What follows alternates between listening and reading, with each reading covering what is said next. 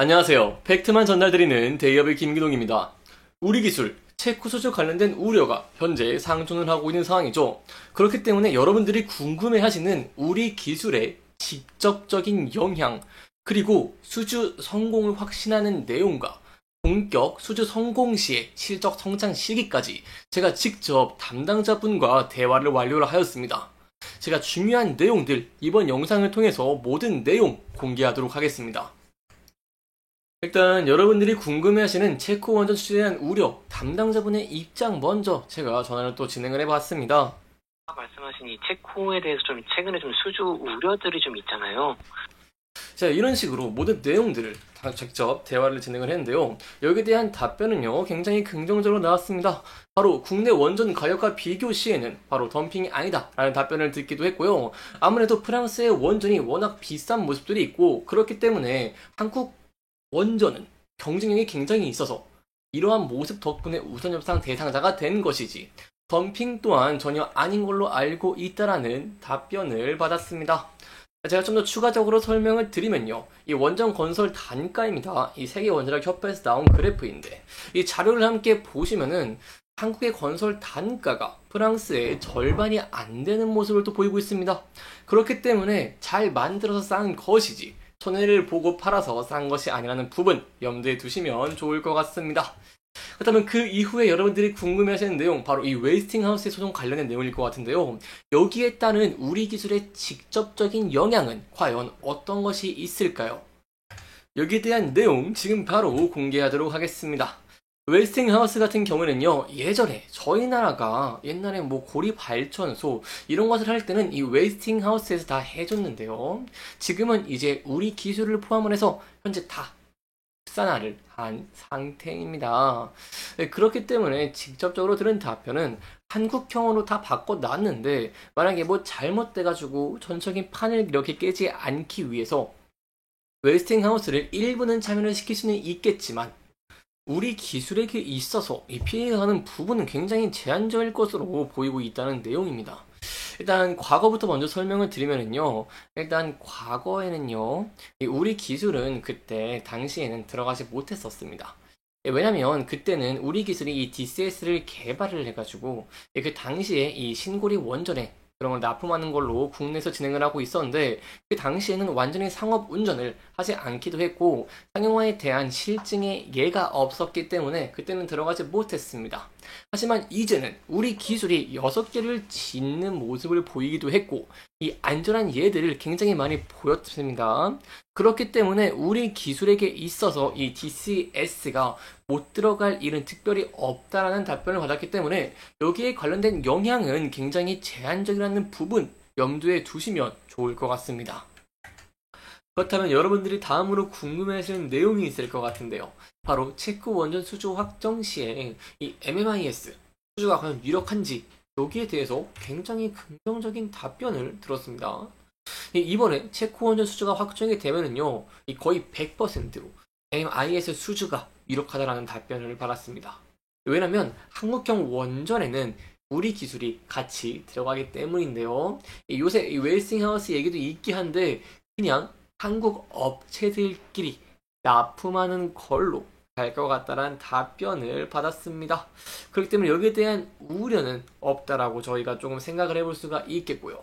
그렇다면 이러한 추정 매출액과 편입 연도, 실질적으로 실적이 반영되는 시기가 과연 언제부터일까요? 여기에 대한 답변은요, 바로 만약 25년에 확정이 된다라고 하더라도 아무래도 원전 같은 경우에는 건설 오래 한 약 10년씩 하다 보니까 이 검증품, 이 시험 예비품 같은 게 들어가는 것을 바로 2028년, 2029년 이렇게 보고 있다는 답변을 받았습니다. 그렇기 때문에 이러한 실질적인 매출은요, 수주가 확정된다라고 하더라도 28년부터 기대를 해볼 수 있다라고 설명을 드릴 수가 있겠습니다. 그리고 추가적으로 좀 더 제가 말씀을 드리고 싶은 게요, 이렇게 수주가 완료된다라고 하더라도 바로바로 매출이 발생하는 것이 아닙니다. 좀 장기로 봐야 된다는 것이겠죠. 그렇기 때문에 여기에 대한 내용들은 조금 염두에 두시면 좋을 것 같습니다. 여기까지 저희가 MMIS의 수주 유력에 대한 내용들 함께 살펴봤습니다. 그렇다면 그 이후도 굉장히 중요하겠죠. 이 체코 원전 수주를 성공하게 된다고 한다면 그 이후에 또 기대가 되는 추가 수주가 있을까요?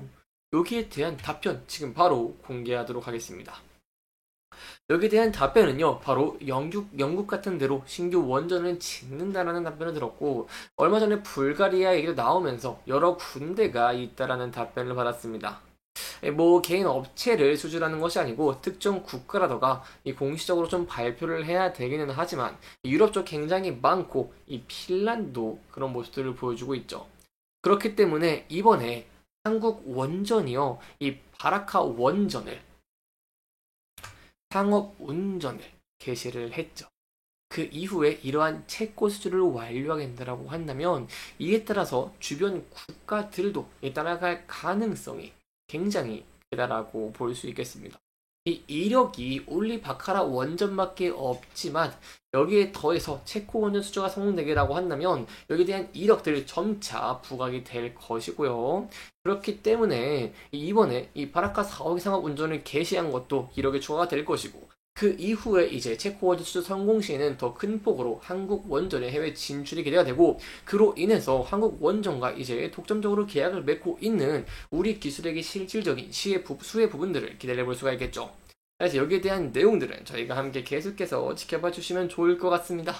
여기까지 저희가 이제 체코 원전에 관련된 내용들, 실질적인 실적 반영 시기와 수혜를 어떻게 큰 폭으로 볼 수 있을지, 그리고 향후에 또 어떠한 추가 수주를 좀 기대해 볼 수 있을지, 이러한 내용들을 저희가 중점적으로 함께 살펴보면서 진행을 했고요.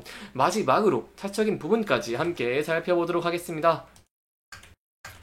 차트 함께 보시면은 최근에는 이런 우려들이 좀 커지다 보니까 이렇게 주가 조정을 받고 있는 모습을 보이고 있습니다. 하지만 제가 여러분들에게 앞서 말씀드린 바와 같이 여기에 대한 영향은 굉장히 제한적일 것으로 저희가 좀 볼 수 있겠죠.